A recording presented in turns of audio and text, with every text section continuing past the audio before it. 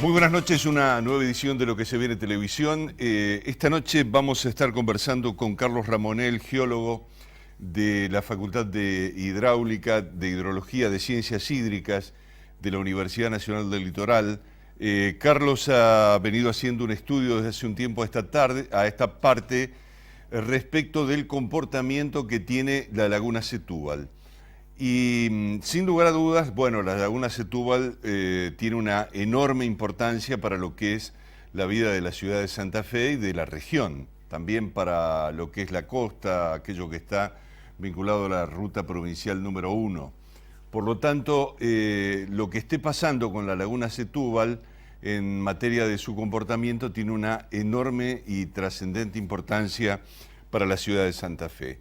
Y después vamos a estar conversando con Jorge Moore, que es el director del Instituto Provincial de Estadística y Censos, instituto que ha cumplido 50 años hace poco tiempo a esta parte, y con él vamos a hablar de los últimos índices que está arrojando la actividad económica, el proceso inflacionario, la caída de la actividad económica también, que es importante y significativa, y algunos otros elementos que podamos enlazar con la realidad nacional que impactan directamente en lo que tiene que ver con nuestra calidad de vida. Fundamentalmente la actividad económica, las condiciones de posibilidades de trabajo, en fin, una serie de aspectos que impactan en la vida nuestra. Los auspicios y el desarrollo del programa.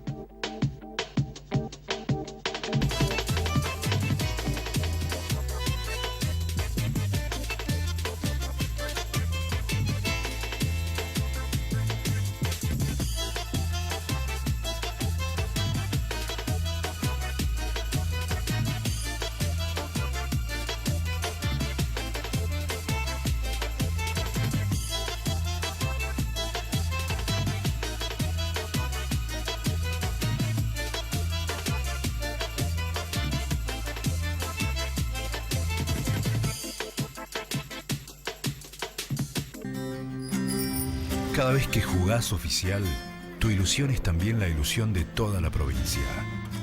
Porque Lotería de Santa Fe destina sus utilidades a la salud, la educación, las pensiones sociales, el deporte y la cultura de todos los santafesinos. Así, Santa Fe crece con cada jugada. El Consejo Profesional de Ciencias Económicas tiene a disposición un servicio que permite verificar la habilitación para el ejercicio profesional. Consulte ingresando a www.cpn.org.ar. Consejo Profesional de Ciencias Económicas, en defensa del ejercicio legal de la profesión.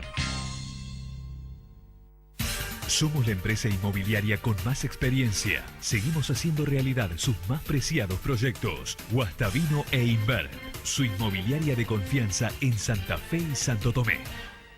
Mi corazón con el Kini late más. El X6 numeritos y a ganar, siempre a ganar. No dejemos de soñar. Kini 6, vos sos mi amor. Vamos todos a jugar. Dale, prendete. Vos también hacete fanático al ritmo del Kini 6 y vení a festejar todas las semanas.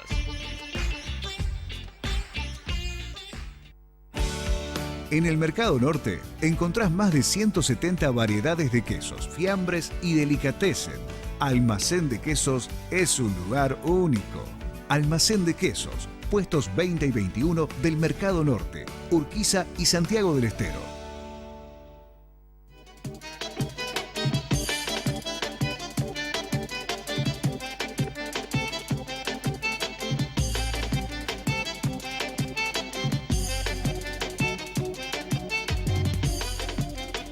Bien, vamos a saludarlo entonces a Carlos Ramonel. Carlos, muy buenas noches, ¿cómo te va? Buenas noches, doctor, ¿qué tal? Bien, bien, muy bien.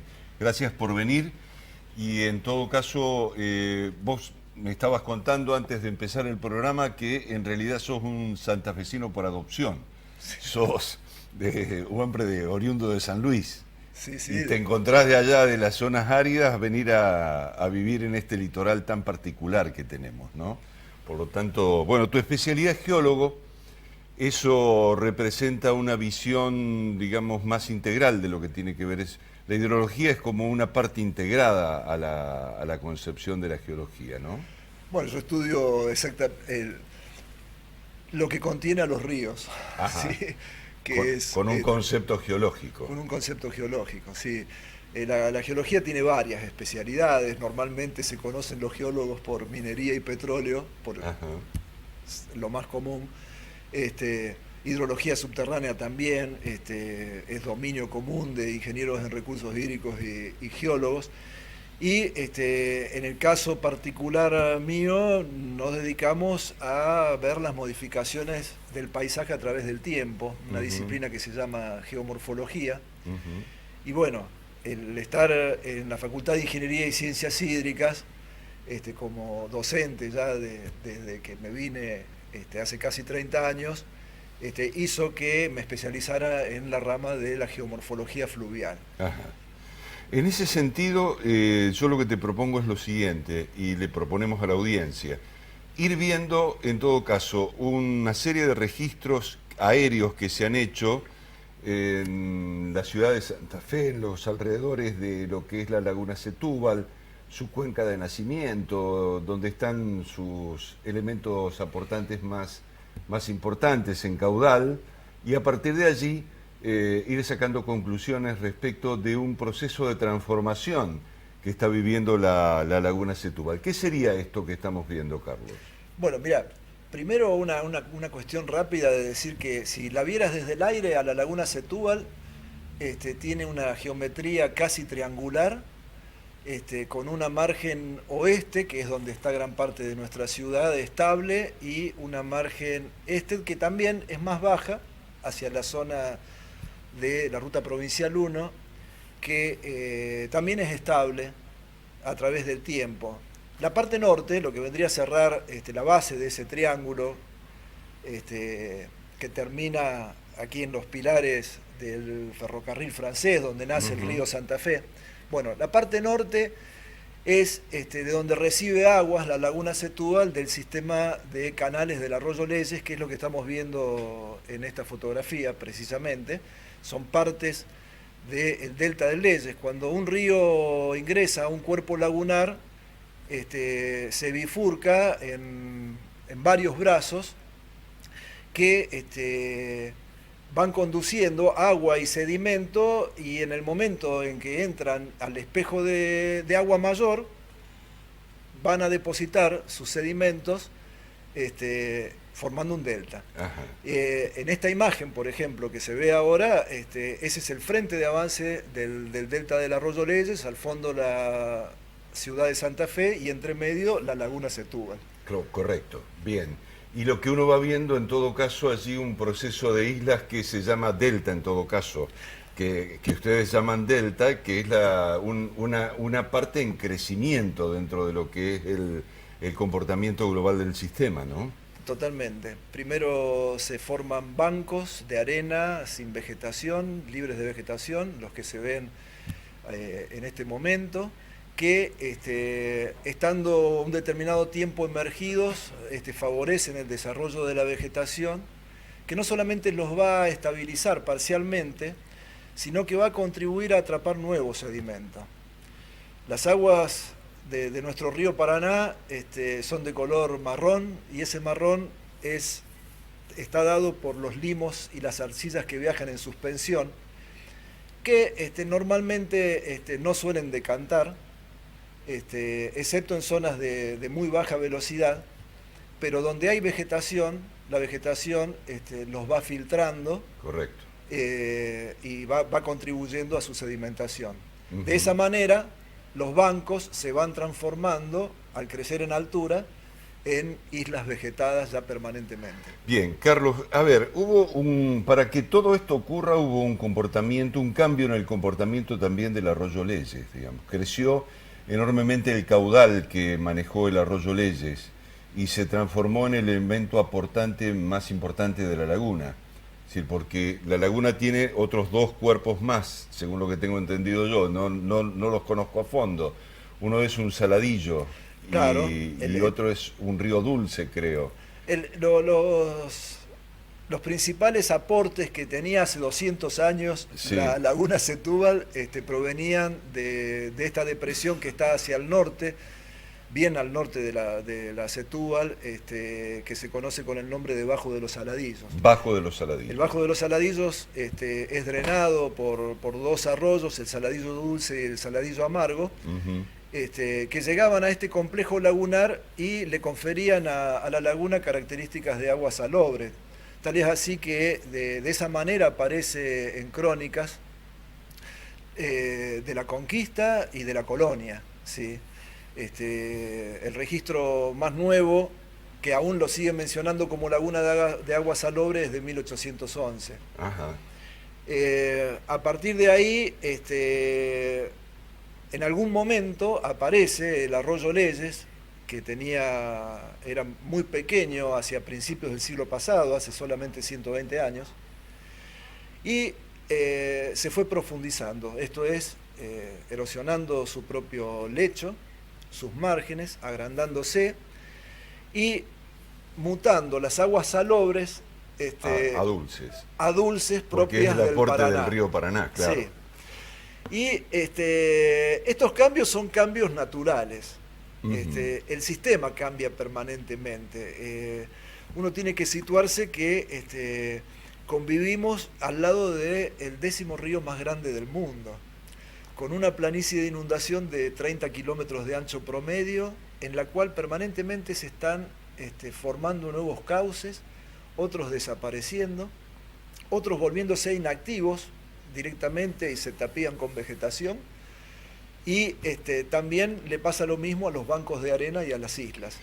Bien, el hecho de que el arroyo Leyes, digamos, haya crecido y fundamentalmente en los últimos años el volumen de agua que incorpora al sistema de la Setúbal sea cada vez más grande, digamos, que sea cada vez más importante, ¿representa también una forma de encauzar lo que es el drenaje de la laguna Setúbal?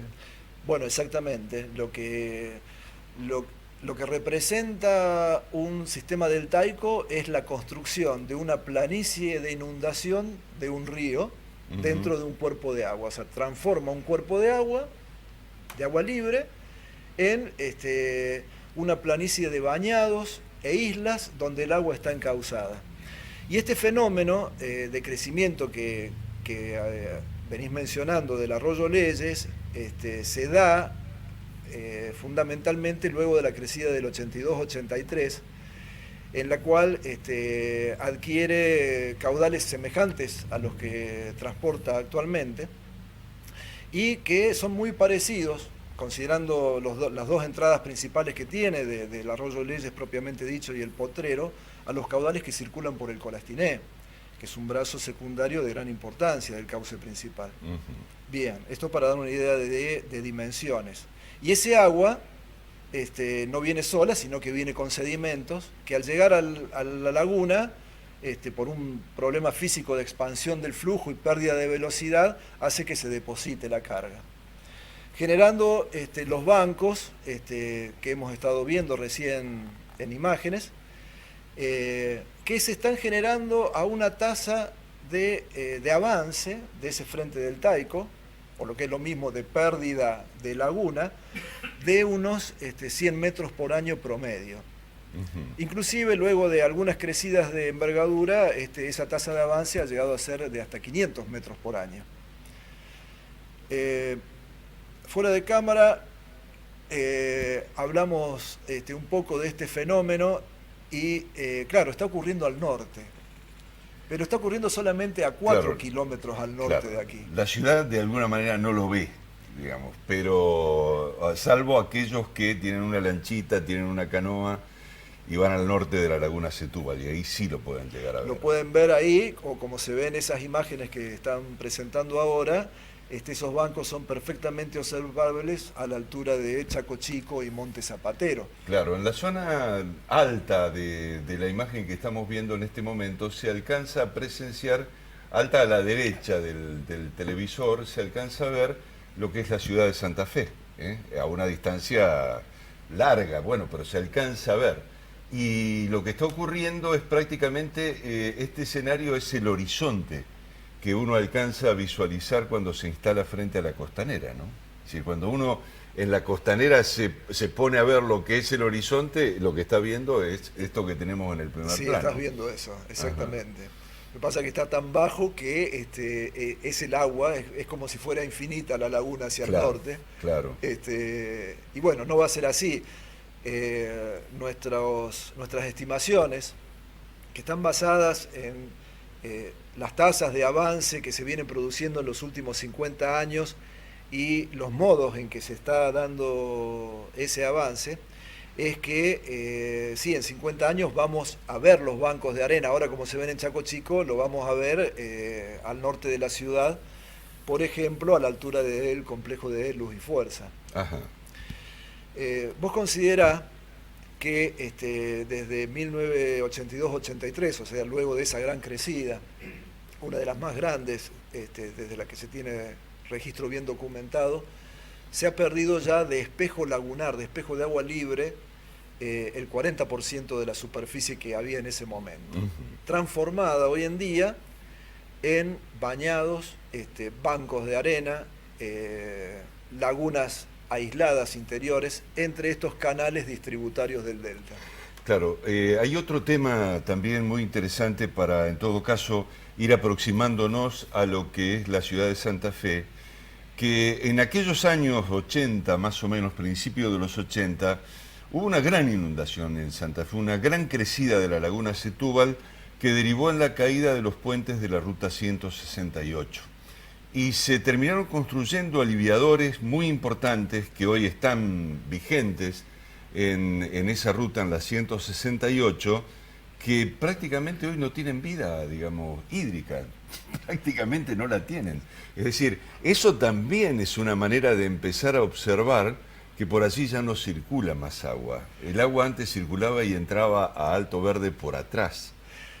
Hoy en día tiene que crecer mucho, digamos, para que ocurra una cosa de ese tipo.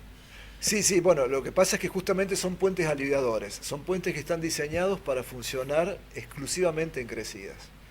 Y realmente en las últimas crecidas importantes, como lo fueron la de 1998 y 2016, trabajaron según las condiciones de diseño. Sí. O sea, trabajaron bien y cumplieron su rol. Y cumplieron su rol, sí, sí. De cualquier manera uno ve que sigue creciendo, digamos, lo que hay abajo en tierra, digo, ¿no? En los niveles de tierra bueno, esto, siguen claro, creciendo y terminan transformándose casi en habitables. Es decir, esa zona hoy tiene una carga de habitantes, de gente permanente que es significativa. Bueno, eso es algo inherente que lo vas a ver en cualquier lugar de ríos que tengas con planicies de inundación, donde por alguna razón se produzca un alteo de terreno. Esos terrenos públicos suelen ser inmediatamente ocupados en condiciones precarias, obviamente.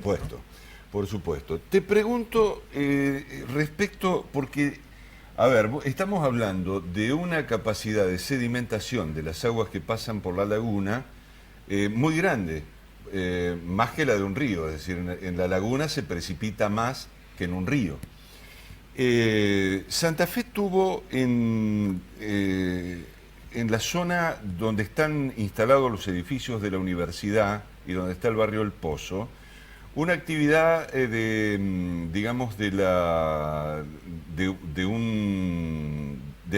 recuperar, digamos, material que es parte del fondo de la laguna para altear y poder en todo caso construir el barrio El Pozo, poder construir, o sea, las dragas, esto es lo que no me salía. Sí. Actividad de dragas que dejaron pozos en esas zonas y dejaron pozos también en la zona de Guadalupe, en la zona de balnearios. ¿No se alcanzaron a tapar esos pozos? No, esos pozos son visibles para las ecosondas. Nosotros estudiamos este ambiente desde hace varios años como parte de nuestras tareas académicas en la Universidad del Litoral, integrados obviamente con el conocimiento general de todo el Paraná Medio y también hacia aguas arriba y aguas abajo, con un equipo interdisciplinario. Justamente hace pocos años empezó a trabajar con el tema del transporte de sedimentos y la depositación desde una perspectiva hidráulica, un doctor en recursos hídricos que es el ingeniero Supiani. Y hace poco, en colaboración con otro experto de nuestra universidad que está radicado en Estados Unidos, que es el doctor Marcelo García, llevaron a cabo una batimetría del fondo lagunar, en la cual los pozos de dragado que se hicieron para el refulado de terrenos tanto del barrio El Pozo, el Parque Tecnológico del Litoral y Ciudad Universitaria, y finalmente la zona de playas asociada a los espigones, son perfectamente detectables en el fondo. Ajá. O sea, hoy con la bajante que hay, y teniendo en cuenta que en un mes y medio, 2 meses, las playas pueden llegar a ser utilizadas, digamos, por la gente, representa entonces una situación de advertencia, tener frente a los espigones una situación de esta naturaleza. ¿Es un riesgo, hoy podemos decir, para el bañista? Es un riesgo que entiendo que está controlado porque esas playas están delimitadas hasta donde se puede acceder hacia el interior de la laguna. Consideremos, hay que tener presente que la laguna tiene la geometría de un plato playo, en el sentido de que tiene bordes muy suaves, muy tendidos, laterales, y luego la profundidad hacia la zona central y en gran parte de su superficie es mínima. En general, para una condición de aguas bajas como la de hoy día, la laguna tiene una profundidad bastante uniforme de 1,5 metros. 1,5 metros de profundidad. Sí, excepto donde existen estos pozos. ¿De qué dimensión estamos hablando? Y, por ejemplo, los pozos del refulado de las playas tienen 8 metros más de profundidad, a 9 metros más de profundidad que el resto del fondo lagunar. El pozo de dragado que se hizo en oportunidad del Parque Tecnológico Litoral y del barrio El Pozo son algo más profundos todavía. Más profundos todavía. Sí. Y esas son zonas en donde también se han habilitado playas, o por lo menos se las usa, hay bañistas que la están usando. Sí. Yo digo esto porque es una advertencia que me parece interesante para las autoridades municipales, sobre todo, en el sentido de ir abriendo un paraguas de perspectivas, de no asumir riesgos, ¿no? Porque estando tan baja la laguna, están los pozos mucho más cerca, digamos, mucho más cerca de la costa. Serían más accesibles, claro. En oportunidad de no haber controles. De no haber controles. Como ahora, ¿cierto? Que no hay presencia de guardavidas. Correcto. A ver, imaginarnos la laguna Setúbal como río, y para ir terminando la conversación, ¿qué escenario nos dejaría para la ciudad de Santa Fe? Bueno, tiene diversos impactos, porque hay desde impactos sociales y culturales. A mí me resulta muy difícil imaginarme a la ciudad de Santa Fe sin la laguna Setúbal. Y observando un paisaje desde la costanera oeste como si estuviéramos, o cualquiera de las costaneras, disculpa, como si estuviéramos viendo el mismo paisaje que uno observa desde la ciudad de Rincón a través del Ubajay mirando hacia el este. O desde Sauce Viejo. Mirando el Coronda. Mirando el Coronda, sí, también mirando hacia el este. Porque ese es el escenario. Cualquiera de los dos escenarios es lo que podría pasar después de 50 años más adelante. Otro tema que me parece también interesante de ver, si es que realmente esa transformación termina reafirmándose, digo, no hay en todo caso una modificación natural por algún comportamiento de algún río o por la acción del hombre, digo, por alguna intervención. Hace un tiempo se produjo un daño muy importante en lo que es la costanera Siete Jefes de la ciudad de Santa Fe. Entre el puente colgante y los pilotes del puente que está prácticamente en el comienzo de lo que es el Riacho Santa Fe.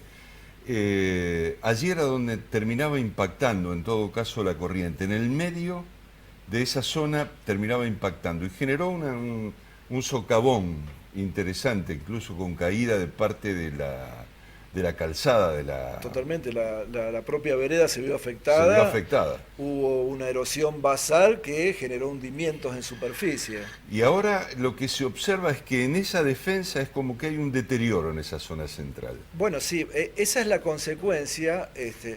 En un ámbito lagunar, la dinámica de transformación de márgenes suele ocurrir por el oleaje.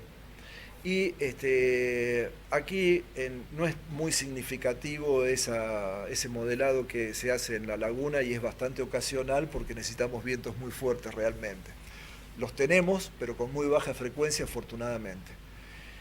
Ahora, transformar ese paisaje en una dinámica fluvial, en una dinámica de río, trae aparejado que esos fenómenos que veías en el río Santa Fe, en el ámbito que señalaste entre el faro y el puente colgante, puedan ocurrir en los lugares donde tenga la traza ese nuevo río que va a venir desde el Leyes. Es decir, de no mediar intervenciones y manejos que se pueden hacer con estudios adecuados, un escenario que deberíamos imaginar es justamente la transformación de la laguna, pero no quedaría solamente tierra, sino algún par de canales mayores, cauces mayores y otros, una miríada de cauces menores. Y los cauces mayores tienen una dinámica de erosión y sedimentación mucho más significativa. Claro, más dinámicas. Entonces, cuando hablábamos recién de impactos y decíamos, bueno, una cuestión es cultural, otra cuestión es recreativa, ¿cierto? La laguna, con todos los deportes náuticos que se practican, hay otras injerencias más significativas o tan significativas, de acuerdo a cómo se las evalúe, que es cómo está preparada la ciudad para tener un río cercano a sus laterales, porque hay muchas defensas que están preparadas para el oleaje solamente de la laguna, y no para un río con caudales como los que está aportando el arroyo Leyes. Carlos, muy interesante la conversación. Yo quiero destacar que Carlos Ramonel está sentado acá porque leí unos artículos que escribió Nicolás Loyarte en el diario El Litoral, justamente teniendo el recurso de los que es tu conocimiento. Y eso me motivó a poder, digamos, tener esta charla que creo que tiene una enorme importancia para la ciudad de Santa Fe. Hay veces que nosotros nos enfrascamos en analizar cosas, creo, menores. Creo que este tema es un tema de enorme importancia, de enorme trascendencia, sobre todo mirando al futuro. No tan lejano como podemos llegar a imaginarlo. Gracias por venir. Bueno, gracias por la invitación. Bueno, ya venimos con Jorge Moore.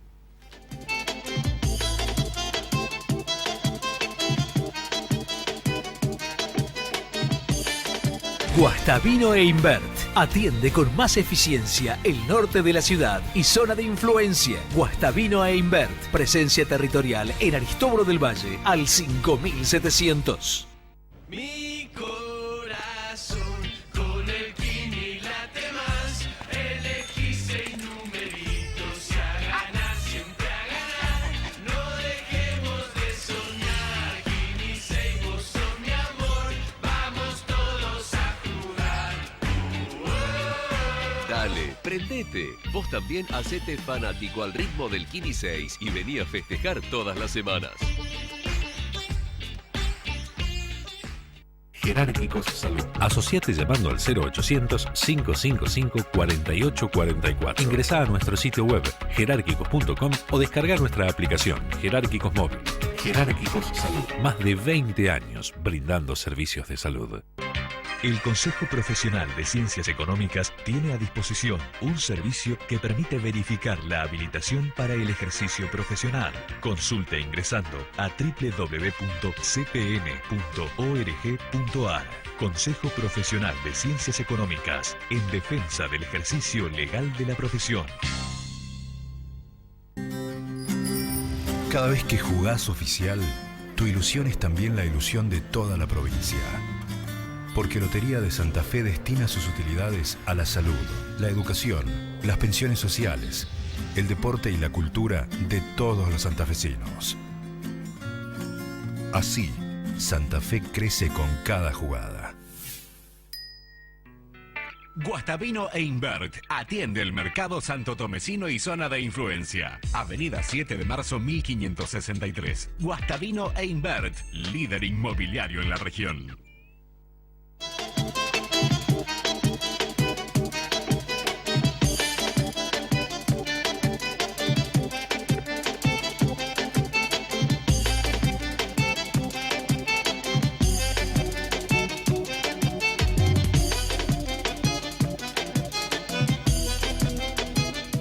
Bien, Jorge Moore, muy buenas noches. ¿Cómo te va, Jorge? Gracias por venir. No, gracias por invitarme. Ajá. Me haces importante con este programa. ¿Te parece? Sí, no tengo ninguna duda.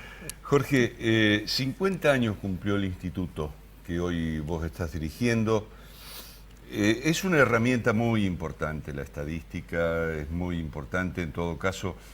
Por un lado, tenerla la información y por otro lado, interpretarla. Sí, los 50 años como instituto, porque la actividad estadística en la provincia tiene una larguísima tradición que arranca ya por 1850 y pico. Ajá. Uno de los principales censos reconocido a nivel de país y del mundo, porque se usó como difusión en los procesos migratorios, fue uno que hizo Carrasco allá por 1870 y pico. O sea, desde 1969 y en el 68 fue cuando se creó el instituto como INDEC, que también con una trayectoria parecida en el sentido de que venían generando estadística, pero no como instituto, que es una figura jurídica, diría mejor, superadora de las anteriores. Entonces, muchos de los institutos provinciales, entre ellos Santa Fe, se generaron en esa época. Recordemos, 1969, no era una época buena. Podés decir políticamente no era buena porque, bueno, estaba bajo una dictadura militar. Políticamente era un periodo duro, ya que lo mencionamos, estaba Durísimo. Onganía, estaba una dictadura, y recordemos el correntinazo, el cordobazo, Y el rosariazo, ocurrieron en esa época. Está bien, pero también era una Argentina muy distinta porque venía en pleno auge un desarrollo intermedio, digamos, como país, ¿no? De una industria, fundamentalmente una industria liviana, una industria mediana. La Argentina nunca alcanzó a tener en plenitud una industria pesada, digamos, pero sí hubo un avance significativo, venía acumulándose un avance significativo en el conocimiento. Y esa dictadura actuó contra el conocimiento, impactó contra el conocimiento, fue contradictoria en muchos aspectos, ¿no? Sí. Como tan contradictoria ha sido la vida política argentina, en tantos aspectos. Como parte de las contradicciones, es decir, en esa época había un gran desarrollo científico, muchos se fueron, muchos, especialmente en la ciudad de Buenos Aires, en la Universidad de Buenos Aires. Grandes científicos que los perdimos y nunca más los recuperamos. Ahora, te pregunto lo siguiente, Jorge. Los últimos índices que estamos hablando del mes de agosto. Mes de agosto, exactamente. Están revelando el impacto, el principio del impacto de la devaluación post-elección. Cuadro de situación, digamos, de ese tema. Están revelando lo que pasó a partir del 11 de agosto. O sea, la primera parte venía más o menos encadenada con bajos niveles de precios. Nosotros lo veníamos apreciando con caída de precio abril, mayo, junio, julio. Obvio, 4 meses de caída en los precios. Tomemos esa variable, no entremos en otras consideraciones. Pero a partir del 11 descarrilamos nuevamente, por lo menos a nivel de precios. El dólar, para hablar de agosto, si después podemos extenderlo, pero para hablar de agosto aumentó el 20 y pico % solamente en pocos días. En el año superó todos los índices de precios, o sea, todos los índices de precios hoy, Santa Fe, San Luis, Córdoba, Buenos Aires, el INDEC, ronda alrededor del 30%, diciembre, agosto. El dólar está cerca del 40%. Ese es un dato. Y el otro dato, y te explico esto para entender luego lo que quiero decir. En el año, o sea, en 12 meses, que es una variable que nosotros siempre tenemos muy en cuenta, porque es lo que ocurrió... Sí, agosto a agosto. Agosto a agosto.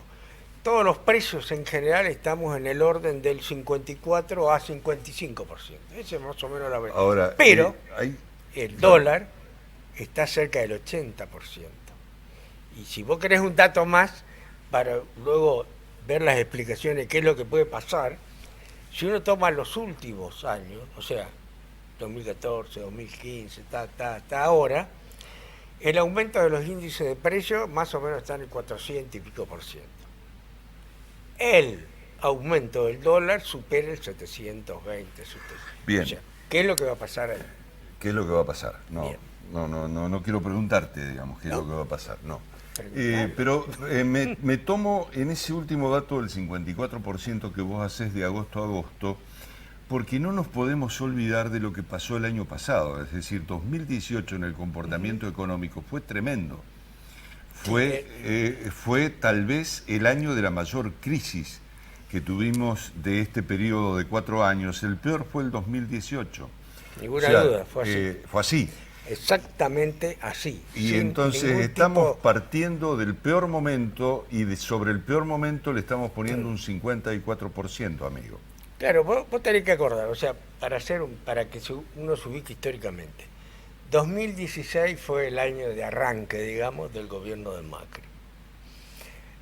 2017 fue el mejor año, con una inflación baja que podemos decir, cayeron los precios a partir de un dólar, de un peso fuertemente apreciado. Cuando digo un peso apreciado, quiere decir que nos costaba más barato comprar un dólar. Aumentaba el consumo, todas esas cosas. Fue el mejor año, el único año bueno. A partir del 2018, entonces, empezamos, la primera baldosa floja la pisamos en abril, mayo, septiembre, donde justamente el pico de la inflación superó el 7% en abril. Y ahí nos caímos. El gobierno se vio obligado, porque no tenía alternativas, se vio obligado a buscar financiamiento externo. Buscamos al Fondo Monetario, y el Fondo Monetario, para tener una idea de lo difícil que somos, como economía, como sistema, como aparato productivo, en los 4 informes que hizo el Fondo Monetario, en los 4 tuvo que ir arreglando el informe anterior. En todo, y ni hablar del cuarto, que fue hace poco tiempo, fue en julio. Ajá. El cuarto informe del fondo, donde ahora, obviamente, lo que podemos analizar es que parte de aquellos postulados centrales que había, no puede ser la contención del tipo de cambio con las bandas, etcétera, etcétera, la contención de la tasa de interés, etcétera, nada de eso se dio.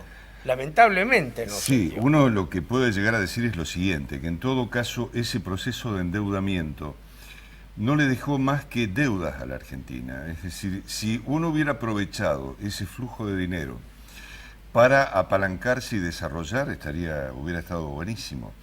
Lo que pasa es que la Argentina no controló lo que pasaba con la especulación, y la especulación se llevó lo que nos prestaron. Sí, hubo un fuerte impacto en algún momento.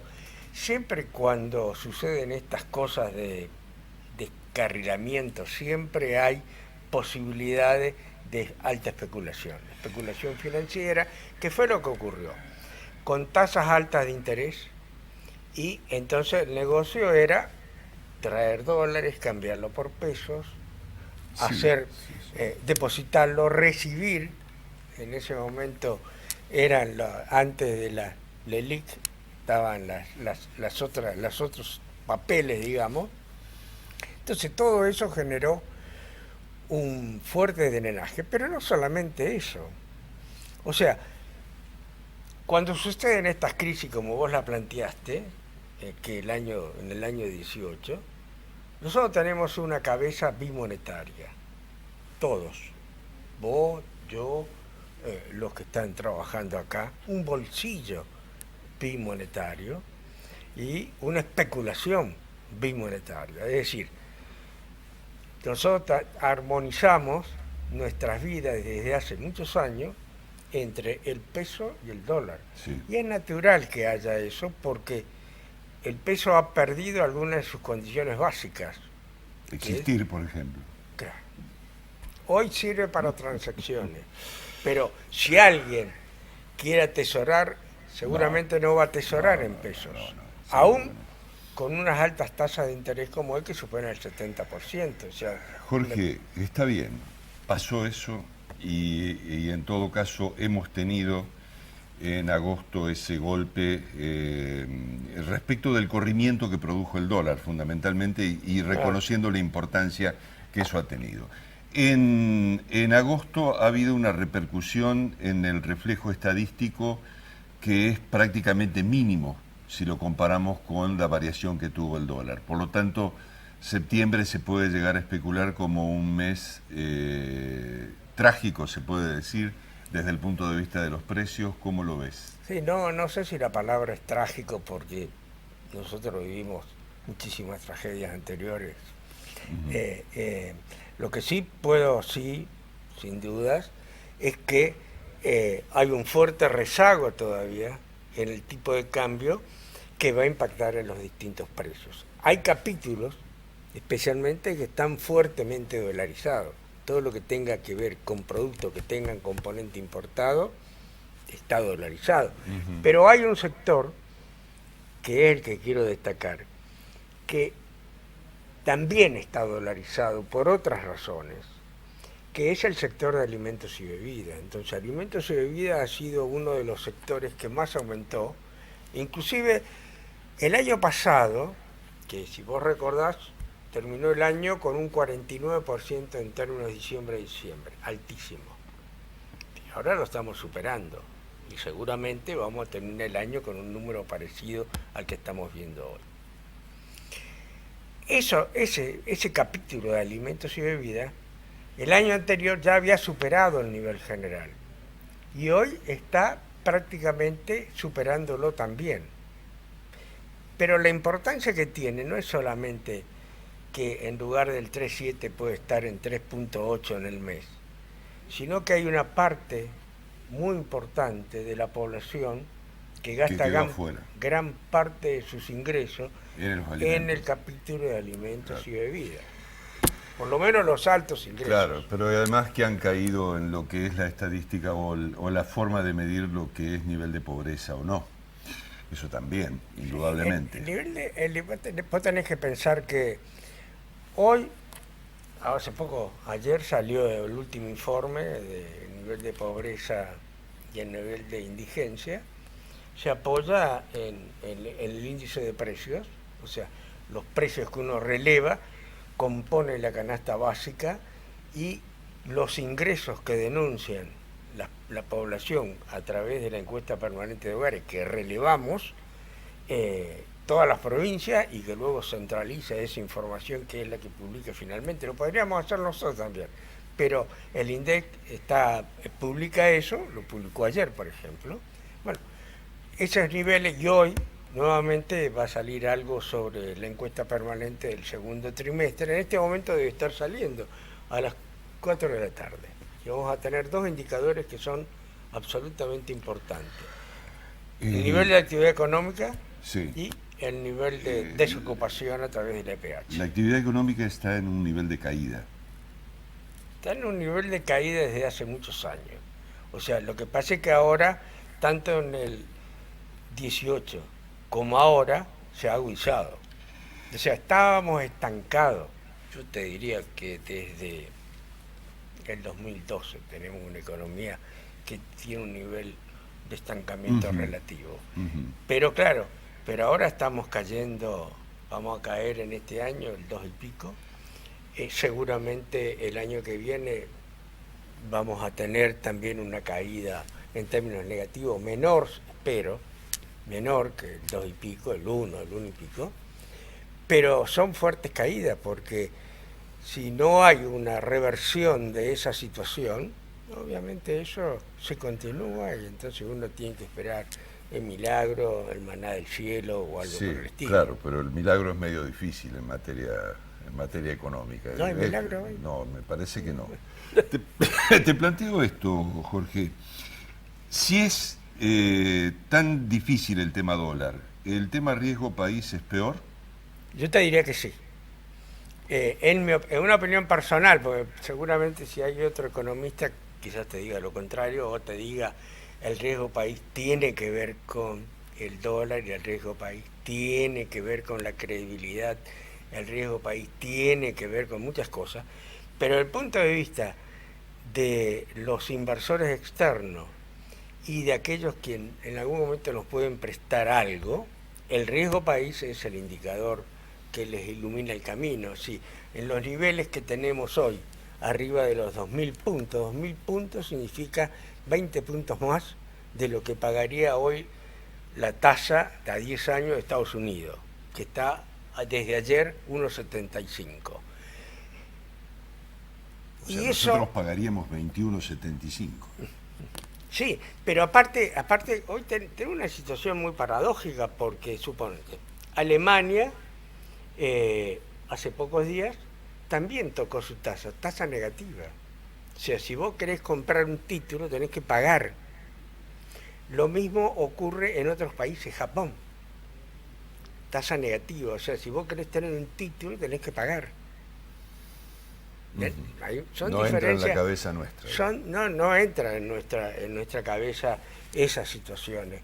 Hoy las tasas a nivel mundial están bajando prácticamente en todos los países. La baja de ayer de Estados Unidos fue altamente significativa y seguramente en octubre va a haber una nueva reunión del Banco Federal, que es el Banco Central de Estados Unidos, y seguramente va a haber una poda de 0,25 y vamos a estar en 1,5. Esa situación internacional, digamos, ¿no la beneficia a la Argentina en final? No, porque lo que ocurre es que hoy tenemos dos cuestiones. Primero, que todavía no sabemos cómo vamos a enfrentar la situación de nuestros acreedores externos. Ese es un problema no resuelto hoy. No, bueno, es una refinanciación, es de lo que nosotros hablamos, por lo menos. Nosotros hablamos, pero todavía no nos hemos sentado a perfilar la deuda. Entonces, mientras eso no esté definido, uno puede decir que los títulos argentinos que han caído en algunos casos hasta un 40 o un 50% han caído exageradamente, pensando, por ejemplo, en estas tasas negativas. Pero lo cierto, lo real es que en ese marco nosotros estamos fuera del mundo, absolutamente fuera del mundo. Entonces, el indicador de riesgo país indica simplemente eso. O sea, primero hay que recomponer cómo vamos a enfrentar. Segundo, vamos a tener que sentarnos con todos los acreedores y vamos a tener que ir con una posición muy precisa.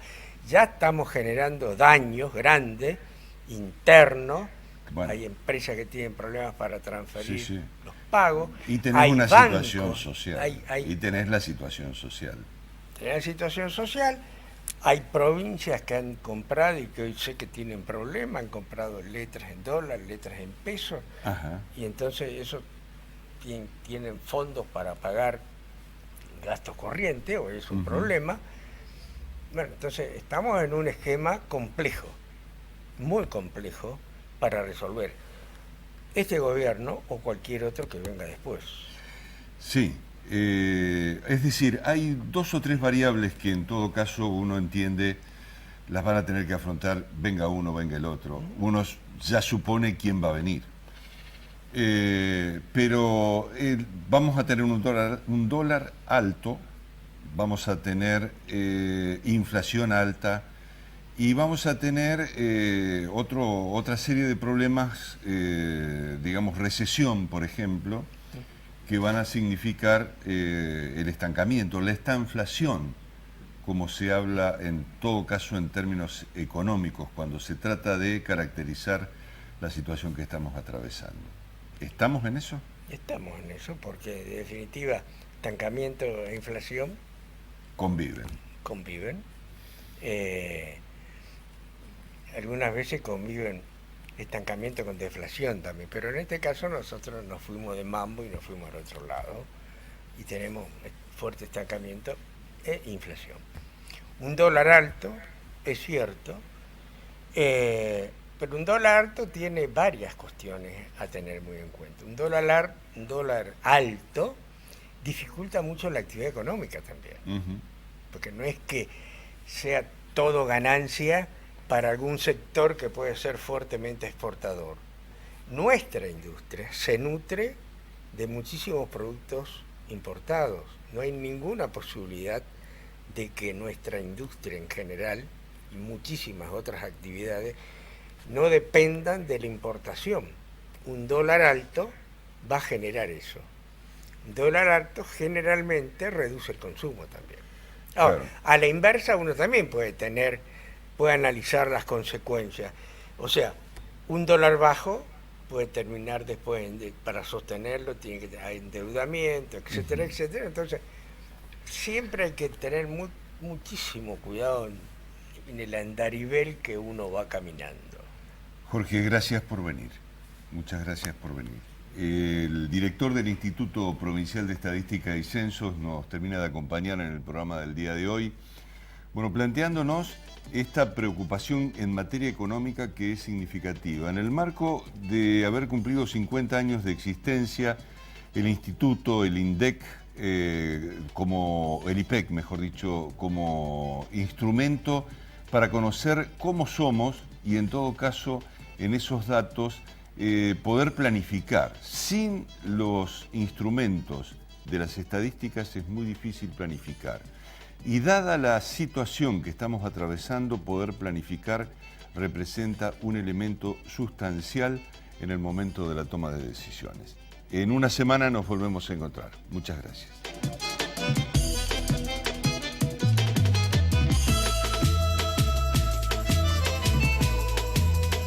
¿Necesitas software especial para tu empresa? Megasoft es la solución. Megasoft, software de facturación y control de stock para empresas y comercios. Soporte técnico y actualizaciones las 24 horas, los 365 días del año. www.megasoft.com.ar. En Red Mutual descubrí un mundo de beneficios. Ayudas económicas hasta 250.000 pesos. Subsidios, seguros, 50% de descuento en farmacias, financiación total en turismo, ahorro en comercios y mucho más. Llámanos y asociate al 0800 444 1515. Búscanos en Facebook o ingresá a nuestra web www.redmutual.com.ar. Red Mutual, la mejor red de servicios. Jerárquicos Salud. Asociate llamando al 0800-555-4844. Ingresá a nuestro sitio web jerárquicos.com o descarga nuestra aplicación Jerárquicos Móvil. Jerárquicos Salud. Más de 20 años brindando servicios de salud. Somos la empresa inmobiliaria con más experiencia. Seguimos haciendo realidad sus más preciados proyectos. Guastavino e Inver, su inmobiliaria de confianza en Santa Fe y Santo Tomé. Cada vez que jugás oficial, tu ilusión es también la ilusión de toda la provincia. Porque Lotería de Santa Fe destina sus utilidades a la salud, la educación, las pensiones sociales, el deporte y la cultura de todos los santafesinos. Así, Santa Fe crece con cada jugada. En el Mercado Norte encontrás más de 170 variedades de quesos, fiambres y delicatessen. Almacén de Quesos es un lugar único. Almacén de Quesos, puestos 20 y 21 del Mercado Norte, Urquiza y Santiago del Estero.